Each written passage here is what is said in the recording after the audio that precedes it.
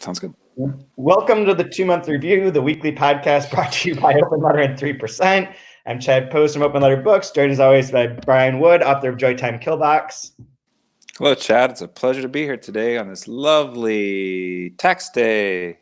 I filed my taxes today. You did? Yeah, I owe New York State like $400, and they asked me when I wanted to pay that, and I was just like, July? Like, is there going to be a New York State or a government? I'm gonna wait this out, see if I'm alive, and then maybe we can work. I shit you not, that there was a question on H&R Block's form that said, did Chad Post die after March 16th, 2020? And I almost checked yes. Yeah. What do you mean by die? There's a lot of me that dies every day. Today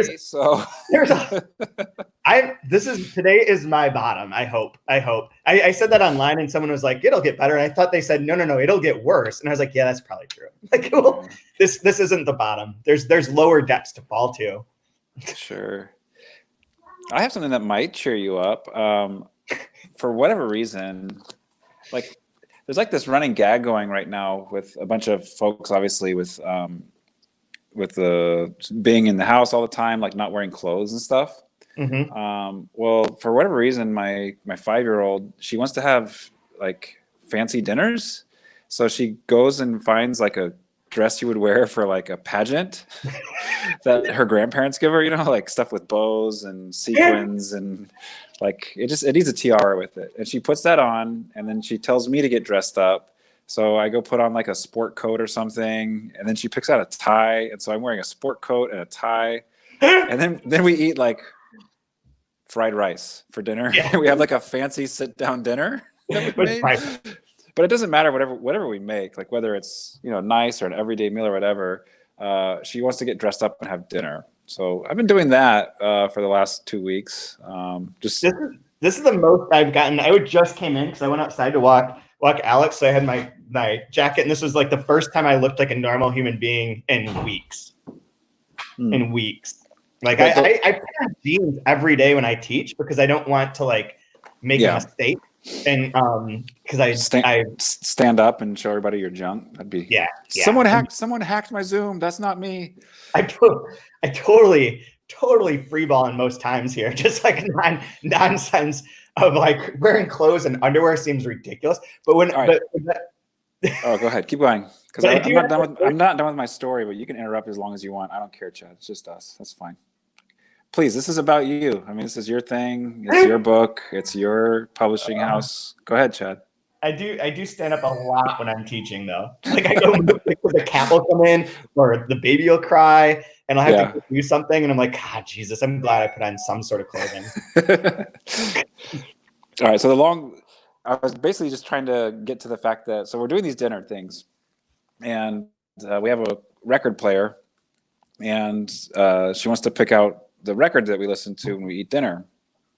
And so I was going through the record player with her, and I found this one. I bought this for Rodrigo, actually. Oh, wow. This is a limited edition pressing of Madonna True Blue. It's the single. It's from 1986, and it's actually blue. Yeah. But I won't tell his story, but I guess he has a very funny Madonna story because he interviewed her one time when she was doing Evita. And she came to Argentina, and apparently he had some very good questions for her that apparently she was just incapable of answering, as far as who Evita was, what she means to the Argentinian people, that sort of thing. So whenever you get Rodrigo back in town, don't let me forget that I have a limited edition Madonna pressing of True Blue. That's awesome. Because there was like the mention in here on this section of artists that only have one name. Yeah, it made me think of Madonna, and I was like, oh, that's right, I have that Madonna record that I wanted to give Rodrigo when he's in town. So funny. It's so funny that you have that too. And it looks great with we're going to be traveling to our town again at some point in the future. Yeah, and it looks fantastic with the book. Hey, it does. True Blue. According to Reservoir Dogs, that song is about meeting somebody that's well endowed. Oh, really? Yeah, but I don't know. Oh no, that's like a virgin. Never mind. Other song. Oh. Yeah. That makes more sense to me, for sure. So before we get this season for the 2-month review, we're doing the invented part, the dreamed part by Rodrigo Frazan, and today we're covering pages like 202 through 254, the last part of Penelope's section, which is the second section of the book. And we'll get into that in a second. But I decided unilaterally that our next season is going to be different than the other ones. We're going to do either between 3 and 4 books, but they're all short. And they're all books that are by Spanish women writers that are coming out during the apocalypse. So Cars on Fire is a short story collection that we brought out. And then 4x4 by Sarah Mesa is coming out on May 5th. And we were going to do lots of stuff for both of these. And, that's not going to happen. And then Carmen Buyosa has a book coming out from Coffee House called The Book of Anna that just released as well. And we were trying to do events with her. So we're going to use that one. And I don't know if there's anything else, but those 3 would make up like a 2.5 month review because they're all like 200 pages. They're not long. Hell yes. That sounds amazing. Yeah. And short stories, novels. So we can have fun with it. So anyone who's listening, you can go to bookshop.org or wherever you want to get your books and order Cars on Fire by Monica Ramon Rios, 4x4 by Sarah Mesa, and The Book of Anna by Carmen Buyosa. And then we'll have updates later because it seems weird to say this, but doesn't it seem like this season's like going really fast because this book is not as long as Ducks Newburyport? Sure. Yeah, it's a slightly shorter. We got to 260 in Ducks Newburyport. We're 1/5 of the way through. Yeah, and we're like almost halfway through. Halfway. Yeah. It seems like it's like whoa. Now Monica, she came to your wedding, right? Correct. Yeah, I gave her a ride to the train station actually, so I'm super excited to read this book. Oh, really? Yeah, I gave her a ride to the train station the day after your wedding. This is super random. Yeah, so that's cool. Cannot wait to read that. Her and Carlos. Yeah. Her and Carlos. Yeah. So it just came out yesterday was its official publication date. So well, happy birthday. And can't wait to read that. Hopefully we can have her on and talk with her about it. Welcome to this great world.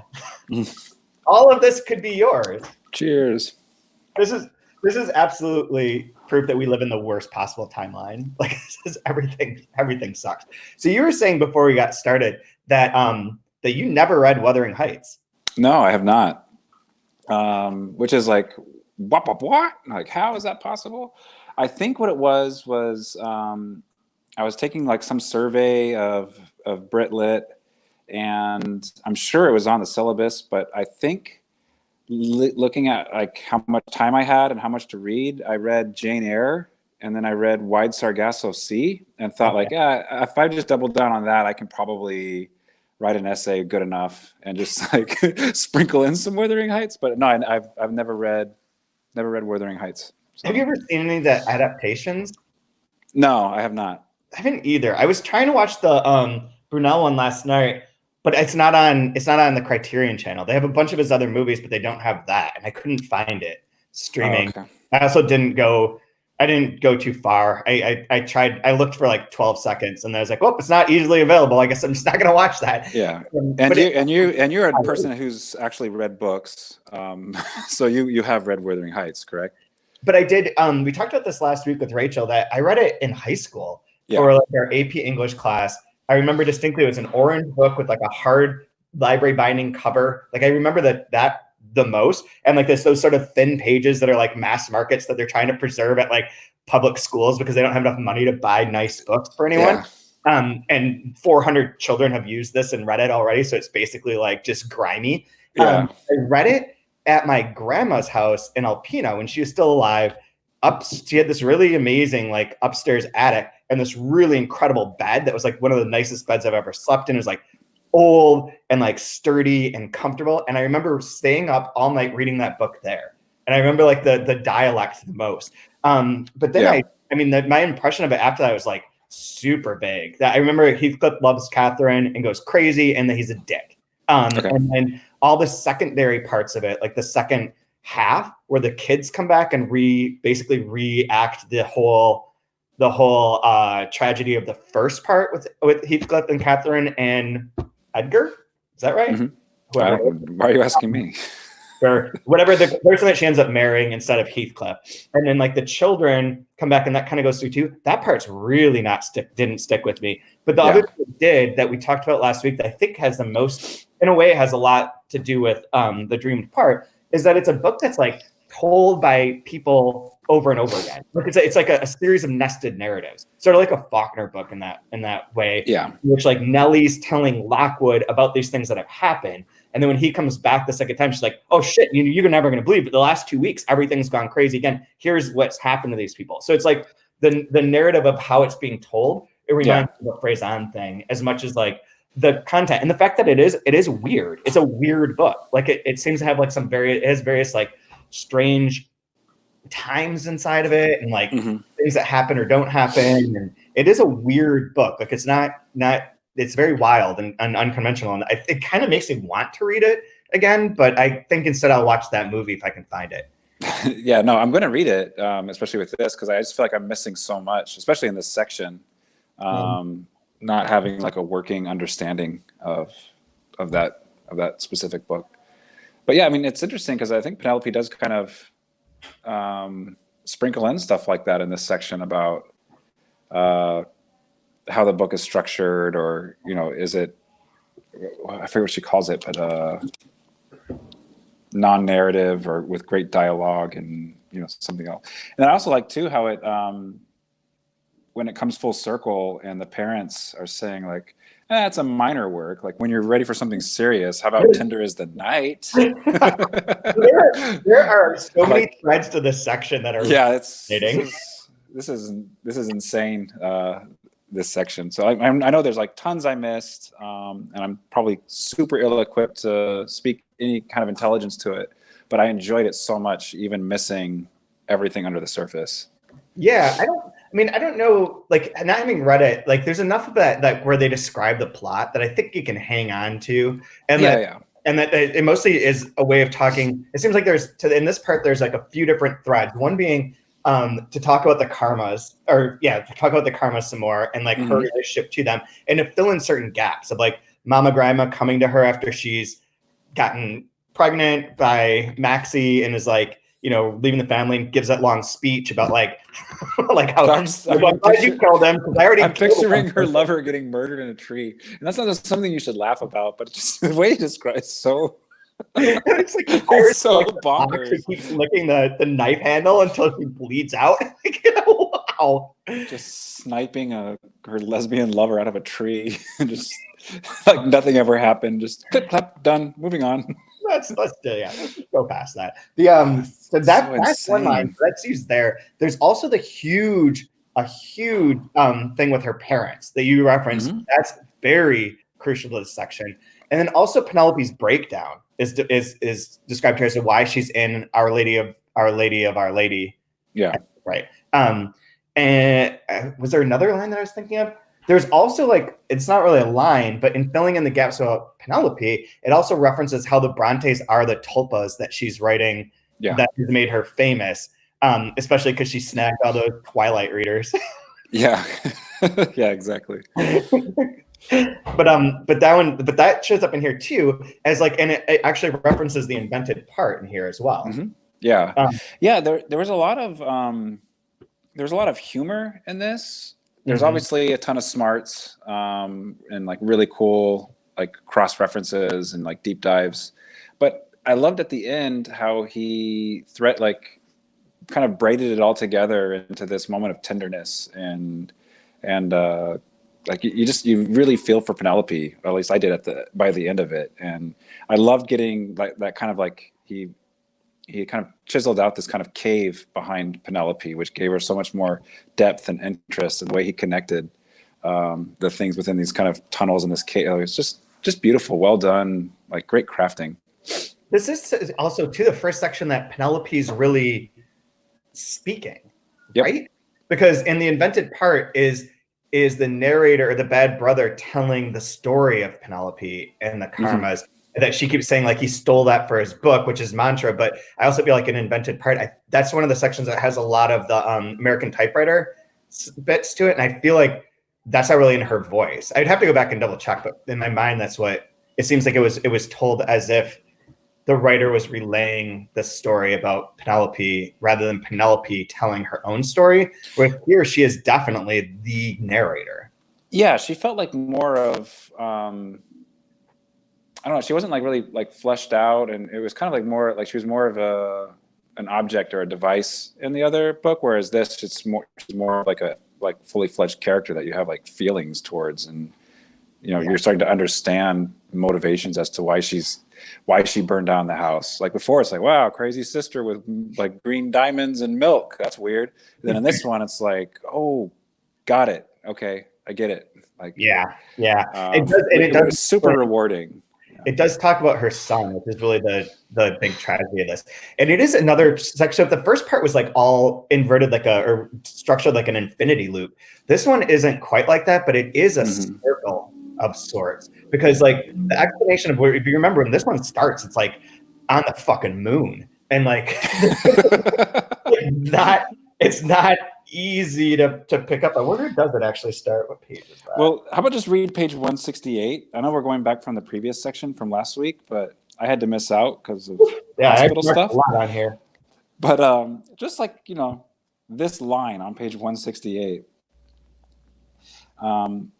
And Penelope, rechristened Penita, fled that place on the morning of her wedding day, crossing a desert riddled with diamonds, riding on the back of a gigantic and mutant and telepathic green cow, and drinking its strange and intoxicating milk, to then, her wedding dress in tatters, enter the clinic where the comatose Maxi lay and climb atop him and suffocate him and get impregnated by him and continue on her way, fearing the karmas would come to reclaim her soon-to-be-born son.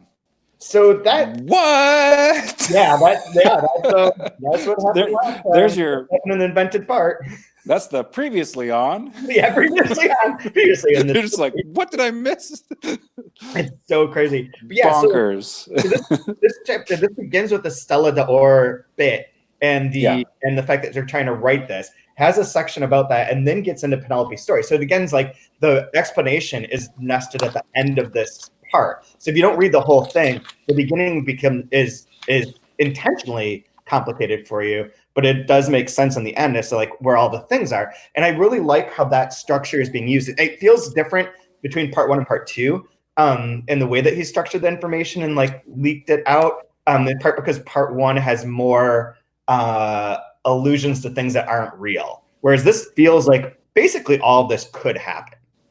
Yeah, I mean, not the magic cows shit, but like her, like a woman becoming a famous writer by creating books like this, ending up losing her shit, going into a nunnery to like sort of to stave off like any further legal ramifications, and being obsessed with Wuthering Heights. All this seems realistic, but you begin in a place that makes it feel like this is like way wicked crazy sci-fi with Tulpa and like the moon and all that. And so it's like it goes from a dream into a reality. And sort of it ends with a lot of realism too, where it starts with like going up the hill to the Omnarium.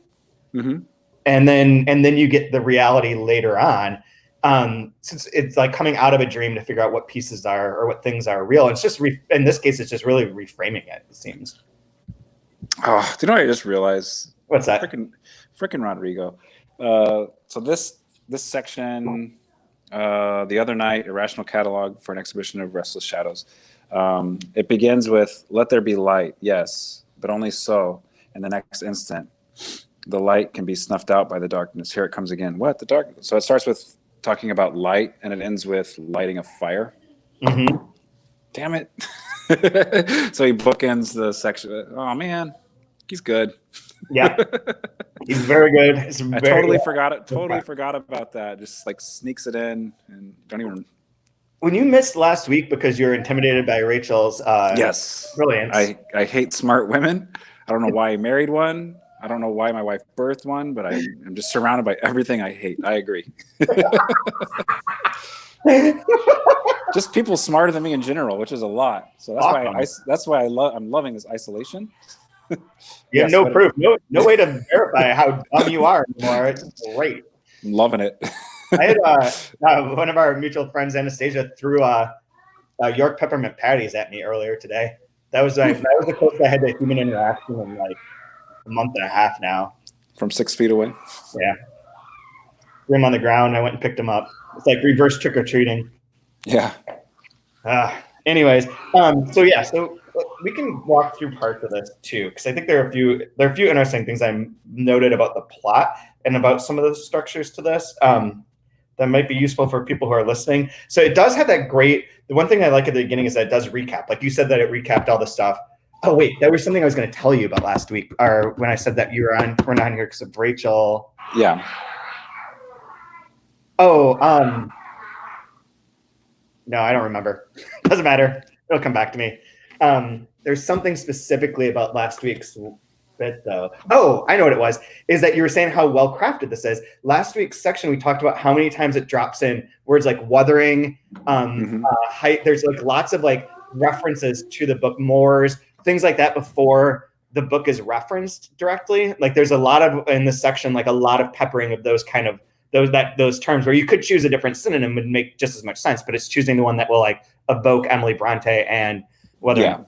And that's really cool too, that it is like there's nothing that's unintentional, even though even this book seems so woolly and so like rants and lists and like goes on like that, like as if you're just like making things up out of thin air if the writer is. It really does have like a lot of plotted like moments to it. That's what I was gonna say. Yes.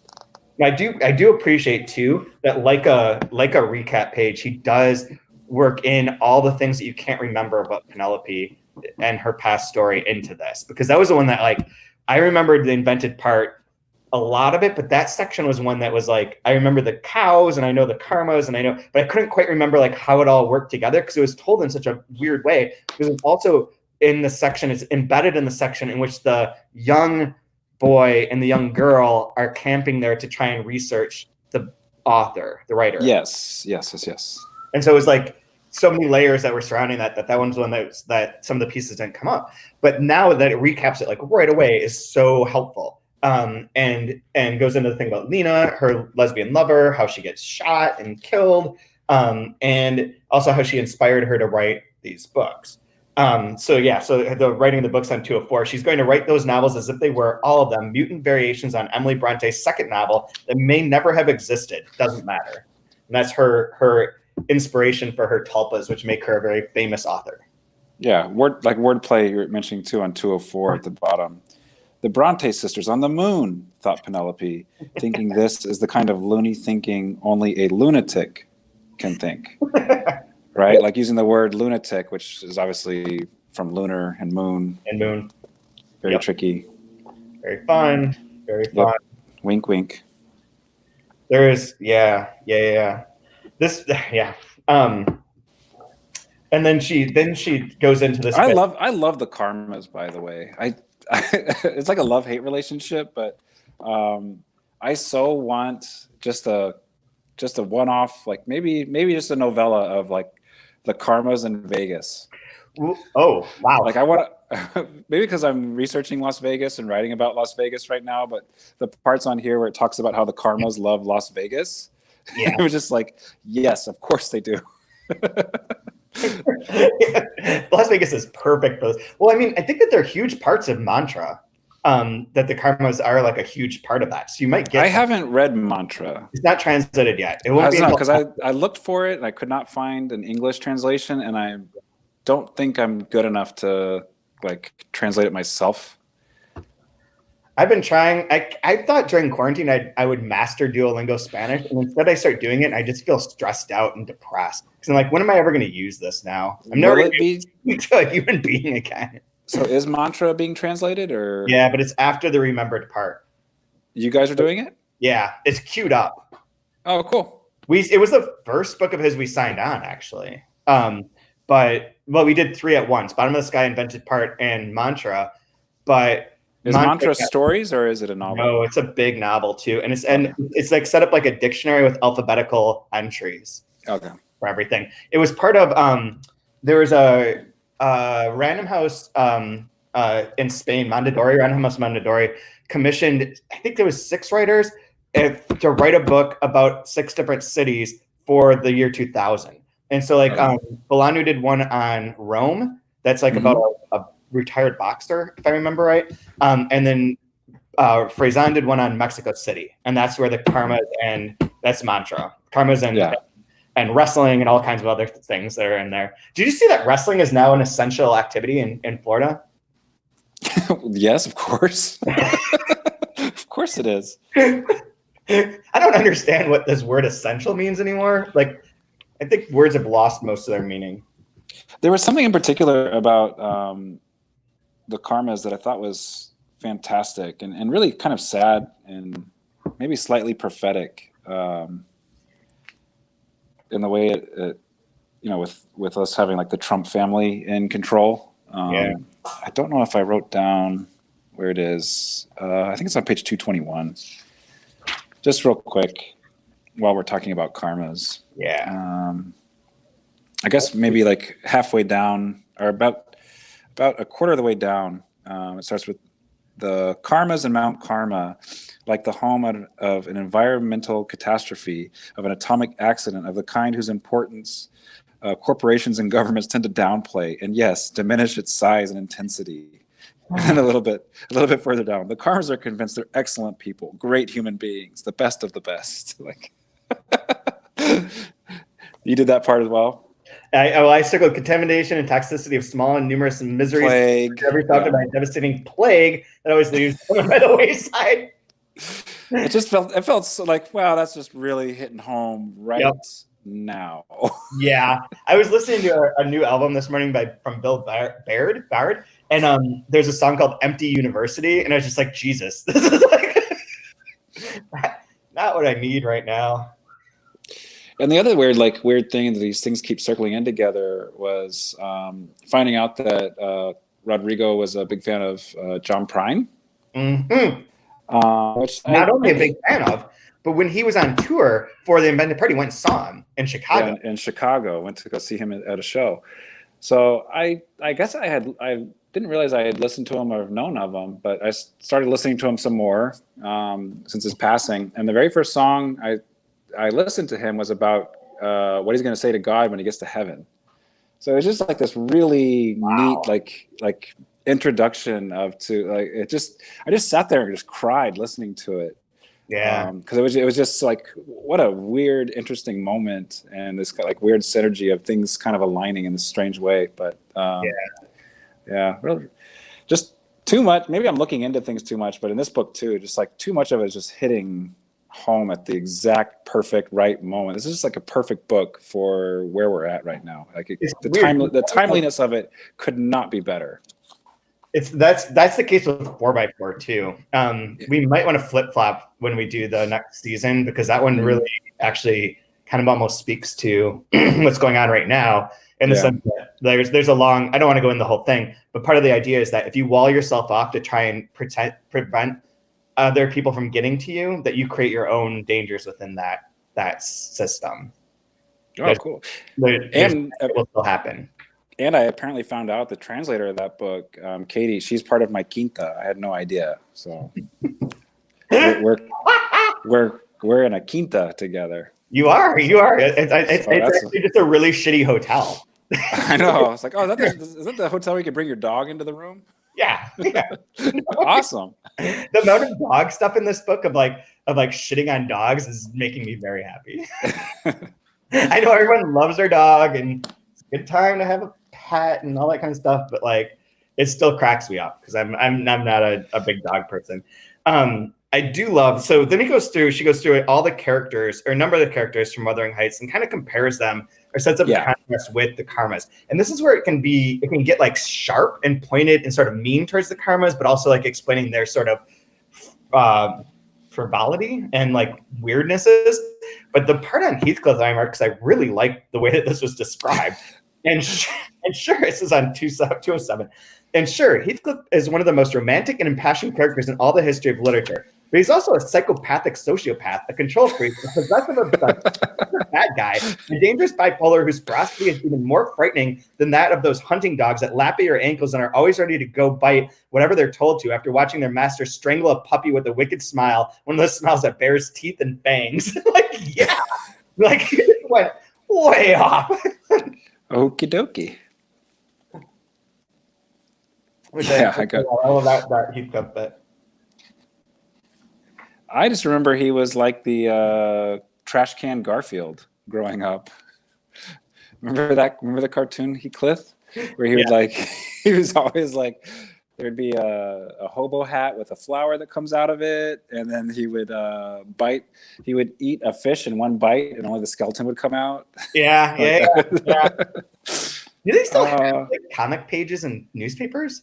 I don't know. I think he was Hanna-Barbera, which is like kind of I ate bagged cereal as a kid, so like we were poor. So like Hanna-Barbera is right up my alley. Looney Tunes? No. I'm watching the Wacky Races with Heathcliff. Yeah. Wacky Races. Sure. Snagglepuss. Yeah. Oh, Future Quest, is that Hanna-Barbera? I don't remember. I don't remember anymore either. It's a nice Bruce Wayne reference in here. Should love. Okay, so there also, so she does that, and then the other part is that she talks a bit about the different ways that she came to this, and that the various recreations, the adaptations that have been made of Wuthering Heights, and the attempt to like for people to make Return to Wuthering Heights or Wuthering Heights Part 2 or like any of those kind of things, plus all the movies which sound remarkably bad, except for the one. Which seems like it could be okay, and that I want to watch. The Luis, now the one. Which last week, did you guys talk about Barbarella at all? There was we did not talk about Barbarella. I was already very uncomfortable coming on to it with Rachel, and I'm basically naked and with the one hitter and a shot of whiskey like that. Like I was already like not in a place where talking about Barbarella. That's the perfect time to talk about Barbarella. That's a film I wonder if like folks from our generation, have they seen that? Do they know Barbarella? They know Jane Fonda, I'm sure, but I don't that movie is bonkers. Like you can't I think maybe that's what I'm gonna do today is I'm just gonna get wasted and watch some shitty ass movie. Oh, if you want to watch a bad movie, I'm really into bad movies. Yeah, I think there's a wonderful one starring Frank Stallone, and it's called Terror at Beverly Hills. Nice. It is fantastic. Just to let you know, the climax of that movie takes place at the old bean factory. So that's a real movie with a climax that takes place at the old bean factory. Wow. That movie is so bad, it's amazing. Oh, so good. Yeah, this looks fantastic. I was also going to check out because the new How Did This Get Made, or it's like an old one that they released that I think I listened to before because Jessica St. Clair is on it, and it's about Valerian, which is apparently like one of the craziest, worst movies ever too. Have you seen that? It's Valerian in the City of a Thousand Planets. Yes, yeah, of course I've seen that. That's Luc Besson. Yeah, I've seen that one. I like that. 85% of people loved it. Yeah, it's like crazy bad. It's terrible, and the guy that's acting in it is awful. He's one of the leads in that new Amazon Prime show 000. Oh, I don't even know what that one is. He's just this really bad wooden actor. I don't know how he keeps getting parts, but he's fantastic. Yeah, it's really, really bad. It's really cringy. And you're going to love it. Rihanna is in this one, and she is miserable. Nice. It's really good. You're going to love it. This is probably what I need. I've been watching Westworld and reading, and that's not good for me. And Valerian starts with David Bowie, Major Tom. And so it's this really cool montage of like 300 years of interacting with aliens, playing with David Bowie playing. So you're in for a treat. I'm there for that. It's a weird film. Speaking of David Bowie, he's on they have on the Criterion Collection right now. They have The Man Who Fell to Earth. Oh, okay, cool. Which I 100% want to rewatch and then reread Valis, since those two are connected in my mind forever and ever and ever. Oh, speaking of Philip K. Dick, this is another weird connection. So I borrowed one of your Philip K. Dick books. I'll give it back to you. Books are like water. Sure. I'll give you some water back. I'll pay it forward. Venmo me some water. Yeah. Venmo me beer. I don't drink water anymore. Given the times that we're living in, I think Rodrigo had sent a headline of like, we don't even know how to count the dead. Yeah. Like, what? The government doesn't know how to count the dead. Yeah. Well, I was randomly reading Dr. Blood Money, which is like probably the greatest title to be like, given what's going on right now. Dr. Blood Money is this great title. And so my daughter comes in and she's like, what are you reading? And I'm like, oh, Dr. Blood Money. And she's like, oh, I want to read that too. And I'm like, well, maybe a little bit later. She's been going around all day today holding the book going, Dr. Blood Money, Dr. Blood Money. Going around my house.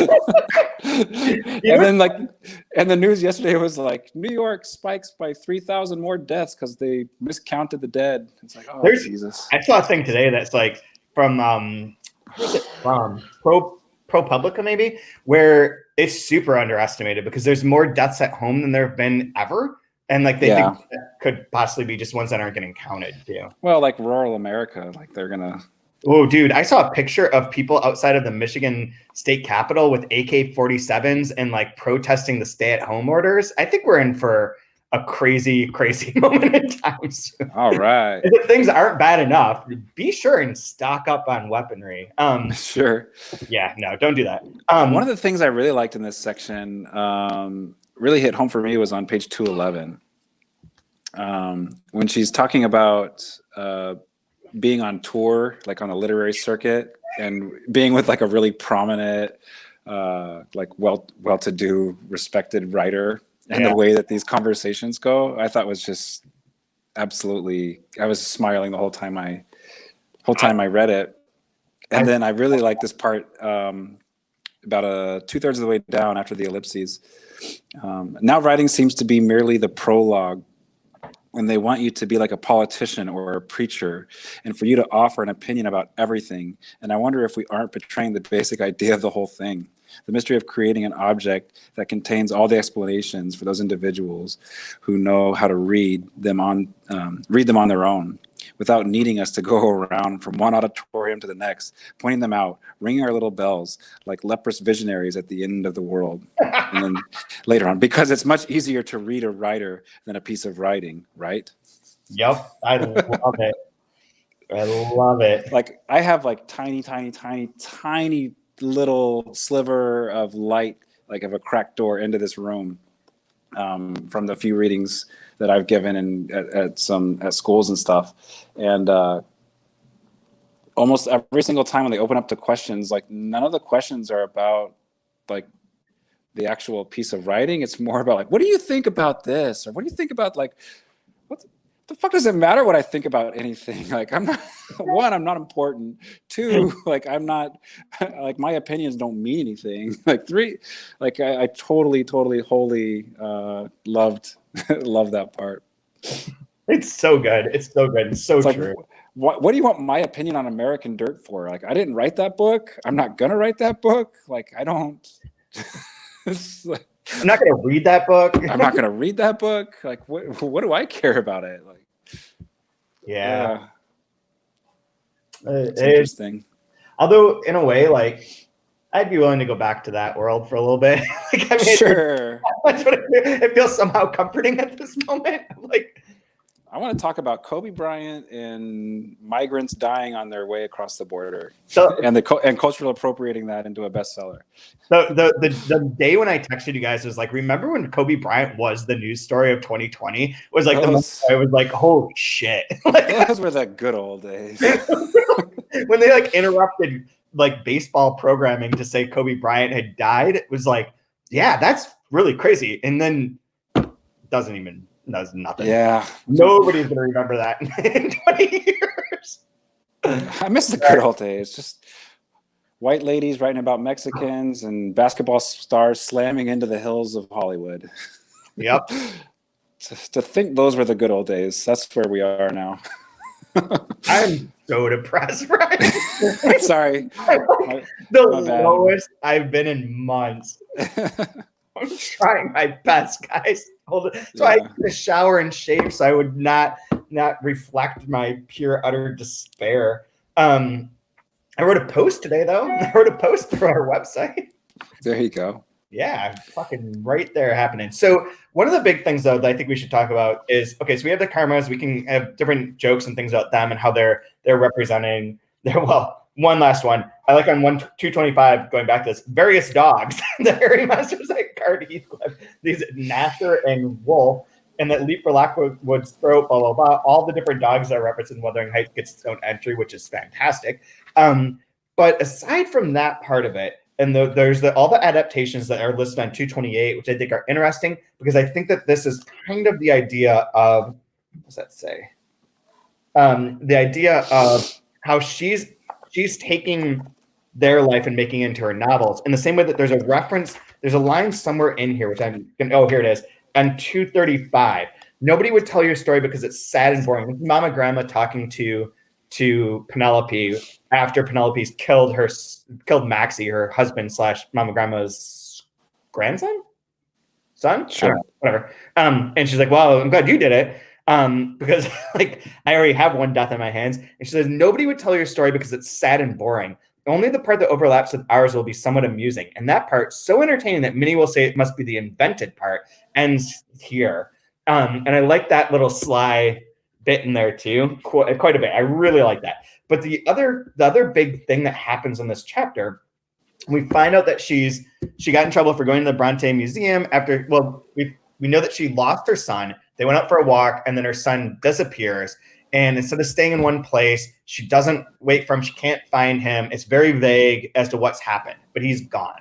And the assumption is that she killed him. But there's also that reference to if the Karmas knew that she was pregnant and had a son, they would come take him, which you read at the very beginning of this podcast, which might or might not be important, right?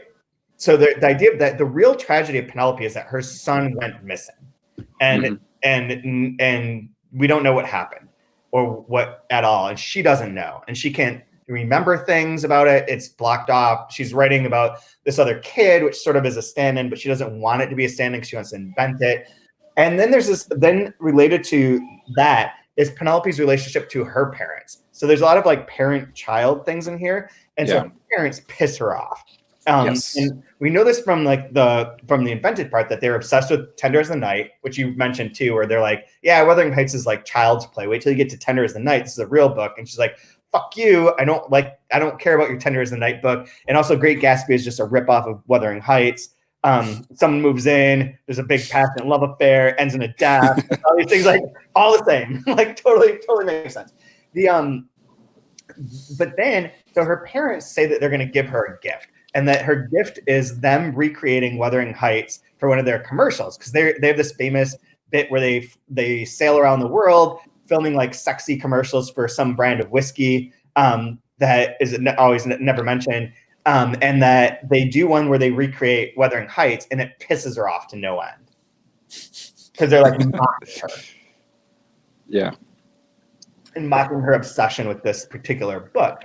And so as a result, what she does is she knows that on Christmas Eve, they're going to go raid a department store with all the Marxists and like the unwanteds of Argentina at that time. And so she calls the government hotline to tell them that this is going to happen. And that's how her parents get both busted by the police / military and killed.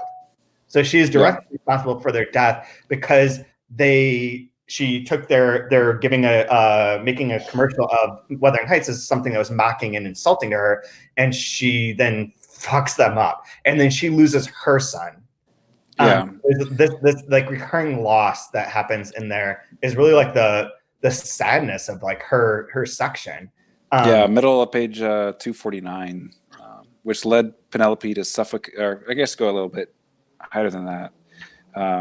That strange and sacred and dark motivation, which leads you to see, though it's not there, someone opening a coffin and lifting a dead woman in his arms and dancing with her, which led Penelope to suffocate a comatose husband and to lose a son and to write all those books. If William S. Burroughs became a writer, quote, thanks to the accident, unquote, of killing his wife with a bullet to the head, Penelope became what she is thanks to the surprise her parents gave her and the surprise she subsequently gave them. Exactly. This also kind of made me think of Twin Peaks, where the dad jumps on the coffin, right? Whoa! There it is. A reversal of fortune. Oh, look at that. You brought up Twin Peaks this time. 44 minutes. You're right. Yep. Where's David Lynch? There hasn't been any David Lynch shot. We need to throw that in there. Yeah, that is funny. Like with the jumping on the coffin. That's a great scene. That's like an iconic scene. That's all I remember as a kid watching it with my parents. Because it keeps going up and down. Yeah. And it's like that mixture of like horror and tragedy with like this comedic. Yeah. What year did Twin Peaks come out? The first one? 1992 or 93, right around there. So 91 to 93, somewhere like that. So yeah, imagine like being 10 or 11 years old watching that. Like that movie made no sense or that miniseries made no sense to me. And why are my parents letting me watch that? I think I was 17. I was 16 or 17 when it started. Was it on Fox? That had to have been on Fox. No, it was on ABC. ABC? Okay. That seems like something Fox would show. But... No. It was an ABC show, and like it got out. They always had it like the Mary Tyler Moore show was like this big competition, I believe. I forget there's something, and like it got crushed by like some random. It was on like a Friday night, so it was like at a weird time. All of it was. I have no clue why I can't remember now watching it because that's not that like David Lynch is not their thing at all. But yeah, it's a good mystery. Whatever. Sure. Good noir. I finally watched. I don't know if this was on this podcast. I don't know when I talk to people anymore because most of the time I'm on screen. So I'm never sure when that conversation took place. It could be with my class, it could be at happy hour, it could be whenever. But I finally watched Sunset Boulevard, which is where Gordon Cole comes from for Twin Peaks. Okay. Yeah, I've never watched that. It's a pretty straightforward, like, Hollywood noir movie in which you kind of know who the murderer is from the beginning, and it follows like a certain pattern because we've seen enough of those now. But it's like one of those early ones that is really fun. And but Gordon Cole is the name Gordon Cole for David Lynch's character in Twin Peaks comes from Sunset Boulevard, and I wondered why that was. And Gordon Cole in the movie is literally a guy that just calls up this actress who's like washed up old actress who wants to get back into the business and is writing a movie to like get her back on the big screen, blah, blah. And she assumes that Gordon Cole is calling her because they want to produce her movie and have her be a star. And so she goes to the Hollywood lot and she's like, thank you. You know, it's wonderful. Why don't you just call me yourself? And they're like, what the fuck are you talking about? And it turns out that Gordon Cole is like like a set designer who's trying to call her because he wants to use her car because it's so old that they could use it for like these old timey movies. And he's like, all I wanted to do is like borrow her car. He's in there for like a minute maximum and does like one random thing which is like the perfect David Lynch moment. Like I get it now. Yeah. Anyways, so her parents are killed because of that, at least in this moment in time. That's what we know. And then the other things that she goes into the Bronte part, I'm just gonna read this because like this is essentially where there are moments where I feel like I'm either in complete despair or at this. And this is the opposite of complete despair in my like bipolar mental breakdown, COVID breakdown moment. Okay. Okay. I'll preface it like that. And also say that I do not have any weapons. The green and this is on 251. First of all, it says, she's so tired of writing and living as if she were reading, as if her life were a novel with too many ellipses. The death of Lena and the death of Maxie. The green and enlightening milk she drank that night in the desert, and the impossible to illuminate black hole of that night when she went out walking on the beach with her young son and, quote, reader, I lost him, unquote. And contrary to what's recommended in such situations, she didn't stay in place to wait for him to appear, clapping so you would hear and find her. Rather, since that moment, Penelope hasn't stopped moving and cursing herself everywhere until she achieved her fade to white, going madder than ever before at the Bronte Parsonage Museum, where something clicked and something snapped, and suddenly she was beating on the walls of the museum with one of those jacks for changing tires that she grabbed out of the trunk of her rental car. Penelope wrecking everything. Which shouldn't be funny, but it's kind of funny. I love that. Yeah. I feel like at this moment, like one of those stupid, that shit that we make fun of here, like the riot room and the axe throwing things, I would fucking wreck something right now. If given the chance, I would pay whatever. I would give you my $300 stimulus check from the fucking government to just smash things right now and just to feel like I could just let out all of the anxiety and depression and anger that I have in one fell like baseball bat to a car sort of move. Yeah. I should smash my car. There you go. You know, why not? I'm never going to use it again. Public transportation, wait, no, never mind. Do you? Yeah. Not going to happen. I see people on the bus and I feel so sad for them. I don't. You can't get a DUI on the bus. So, hey. You also can get, you probably can get the virus on the bus. Well, yeah, you can get that, but whatever. You can't let this tyranny of this virus like impede your freedom. Clearly. You know what? That's what we need to do. What we need to do is rebrand books. Instead of books being like books, they should be like freedom, like just add freedom to it. Like not freedom books, but like freedom experiences. That you should all be in quarantine buying these freedom experiences. They allow you to live again by buying books. They're like freedom pies. Yeah, exactly. Or freedom sticks when women learn how to smoke because of Edward Bernays.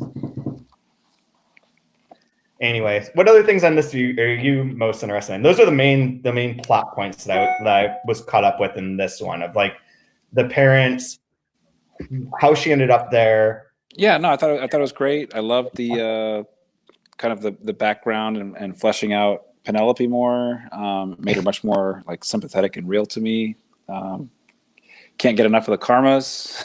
Yeah. Anytime we get some karma love, or it's not really love, but just showing how grotesque they are. Love it. It is so funny when every time they show up, they're hilarious. Yeah, like they compare their diseases, like people compare cars, and they compare cars too. Like, just all like there's like so much like great little stuff. Just or like why they like Las Vegas so much. Like, yeah, it's like you're traveling to. I thought it'd be bigger. Like looking at the Las Vegas, their little tiny miniature Eiffel Tower, and what is Vegas like right now? It's empty. There's nobody there. It's closed, which is probably amazing. It's probably amazing. Yeah. I read an article the other day about sex workers having these pop-up like strip clubs on Instagram Live. They're run by it's like someone famous who's like the son. It's like Puff Daddy's child runs these like pop-up Instagram strip clubs. Cool. This is the craziest thing I read. I was just like, I have no idea. I like to share it, but I also felt like kind of dirty, so I'll just air it publicly on YouTube because that seems better somehow. Sure. Nobody's watching us. Yeah. But I guess like to wrap it up, I think on page 254, there's just a perfect line I think that can kind of encapsulate some of the genius that Rodrigo does with his writing. So we had mentioned that the beginning of this section talks about let there be light. There's a lot of God talk in here as well. And obviously let there be light being the beginning of God creating the universe. Yeah. And that's mirrored in, I believe it's in John 1:1, where instead of in the beginning was the word. So there's that aspect to it as well, that religious. But it talks about the Fitzgeralds in here. And then it's leading up to the light and the fire. And in the middle of 254 is this line, Penelope writing her love letter from inside a burning building that is this building. And that was a very famous piece of writing advice from Fitzgerald, that you're supposed to, when you're writing, you need to write like you're writing a love letter inside of a burning building. I meant to ask you that because it references that earlier too. And I thought that's what it was, and I couldn't remember it. I know that it's like a thing that you use in writing classes. Yeah, that's one of, Fitzgerald, like who's your audience, or how do you write, or how should you write? So again, it's just another example of just like this nicely kind of thread, like this beautiful weighted through line that's kind of bringing everything all together. Just awesome. Very, very cool. Yeah. Yeah, absolutely. Oh man. Is that your favorite line? No, I just thought it was a great line. But that could be my favorite line just for time's sake, since we're up to. No, you can pick another one. I'm trying to figure out what I want to choose. I had a question from last week was, what is the typeface that this book is set in? Because on page 184, there's a capital Q. And the little like thing that comes down off the queue is so freaking long. I don't recall ever seeing a queue that looks like that. It was amazing. I circled it because it was so cool. Oh my God! Under Queen, right? Like it goes all the way, all the way under the U. That I'm like, queue is like, what typeface is this? Yeah, you're right. That queue is wild. It's That's cool, right? Caslin, a family of serif typefaces based on the designs of William Caslin, 1692 through 1766. This is set in Caslin, you said? Yep. Oh, okay. It's in the front. It's in the copyright page. Oh, it is? Oh, shame Look at on that. Give me information. Why would I want to look up something when I could just ask? Duh. I meant to look up a bunch of stuff about Wuthering Heights adaptations for this, so that we can fully prepared. Didn't do it. Yeah, whatever. You know, whatever. What's your favorite line? Go ahead. I don't know. So I was flipping through to see if I could find one that I really, really like from here, because I like a bunch of them, but I have so many things underlined. The Heathcliff being a psychopath one is one of my favorites. That just like starts out okay and then just goes off rails. Yeah, that was great. That was the dog being choked by the man with the crazy smile. Like, got it. Cool. I love the section about Karma's being gay but not coming out of the closet, and instead they do this at the country club, and then you have to get them home while they're drunk because they're dancing weird and talking weird. That whole part, man, I was just cracking up. Me too. The Karma's makes me laugh so hard. I love that. I want a Karma's in Vegas book, like Karma's at the Wynn. The Wynn Hotel. Rodrigo, do it. Rodrigo, write this book right now. Karmas don't do quarantine. Karmas go to Vegas during quarantine. I want to know what shows they go to. Of course, Celine Dion. Yeah, Celine Dion. Which have you ever read a book about Celine Dion by Carl Wilson called oh shit, what is it called? It's on like her famous her most. It's one of those 33 and a third books that are about particular albums, and it's on the Celine Dion album, the most famous one, the Titanic song and all that kind of shit. And it's basically, I think it's subtitled "The End of Taste," and it's about how like Celine Dion is like the most tasteless artist that you can like. Essentially, it's like it goes through like this whole hemming and hawing of like you shouldn't make judgments over art. Everyone has different tastes. Blah, blah, blah. Hell no! Like, no, there's like. Watch Terror at Beverly Hills and let's talk about art and cinema, okay? Dude, look at the quarantine list and you're gonna be like, shit, this virus is affecting people's taste hard. Like it's really bad. Like all these like attempts to be like, here's 500 long books to read during quarantine, and it's just like, what kind of piece of shit can I find in my local free public library that I won't touch because it's probably filled with coronavirus? I'll bet you $1 though that or how about we'll bet a friendly drink. Yes or no? I say yes. That Frizan has interviewed Celine Dion or has had some correspondence with her. Ooh. I'm gonna go yeah. Oh, probably not because she's not really the interview. But I'll go yeah. Yeah, I want you to be right. I want you to win. All right. I'm gonna go yes. We'll see if we can get in contact with him through email if that could be let's confirmed or not. But I do know he has interviewed Madonna, and I have this waiting for him. 1986, ready to go. I haven't heard that song in so long. It's not a good song. That's why. The song that I want to hear, though, that as you bring that up, is the Chacona Youth, Sonic Youth version of Into the Groove that they did. Have you heard that? Oh, really? No, I didn't realize that she's from Rochester, right? Madonna? She's from Bay City. No, not Madonna. She's from Michigan. That's your people. But Sonic Youth. What's her name? Yeah, isn't she from Rochester? Rochester? Yeah, which means like I have no hope of ever being the coolest person from Rochester because clearly she's the coolest. I remember playing this nerdy game, and I know exactly who played it, so I'm not going to name this, but we played this nerdy game during like it's either her or Thurston Moore. I don't know which one, but holy shit, Kim Gordon was born in Rochester, New York. There you go. See, I bet you Caitlin knew that. already knew that, but yeah, That's amazing. So, Kim like, the Gordon is coolest. my favorite. Yeah, she's like the coolest person. Like, no one's gonna be as cool as she is. She's like baller. So we were at this shitty, weird, like, literary conference years ago, and they were playing some game over dinner, being like, if you could be anyone of the other gender, who would it be? And then my only answer was Kim Gordon. Yeah, so I would be Kim Gordon in a second. sure. Like, she's a baller. Yeah, so Rochester, there you go. Holy shit! See, good stuff comes out of here, not just garbage plates. Shit! What? Her dad was a professor at the U of R. All right, there you go.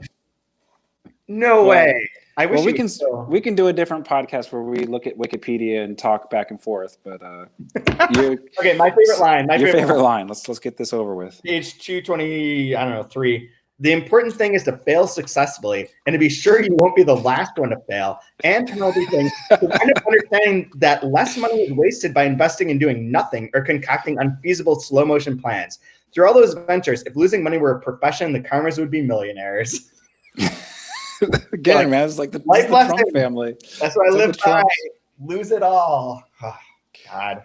If you bankrupt 5 times, you too could be president. I'll go on page 237. Right about 2/3 of the way down. Penelope knows ghosts don't exist, but the dead do exist. Penelope knows writing, yes, fictions, is the best way to keep from thinking of your own nonfiction. I like that one.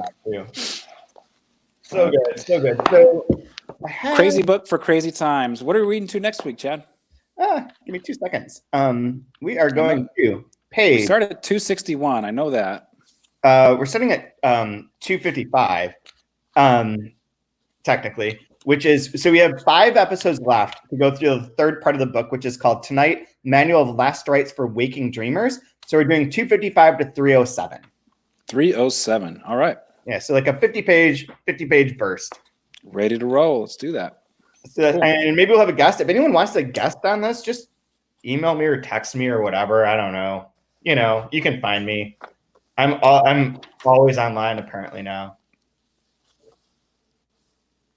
And also wash your hands. And as do you know, will Will be able to come on this season or no? I don't know where he is right now. I'll find out. Okay. He's missing in the world, but if he were around. He was moving back to Florida from the south of Mexico. Oh, what a nightmare. Yeah. Okay. Yeah, that's happening. So I think he should be here and he should be able to come on. I'll text him in a minute and see. Maybe we could have him on next week. That'll be fun. Give him a couple weeks. Yeah, whenever. I mean, they moved back a few weeks ago, so hopefully. Okay, cool.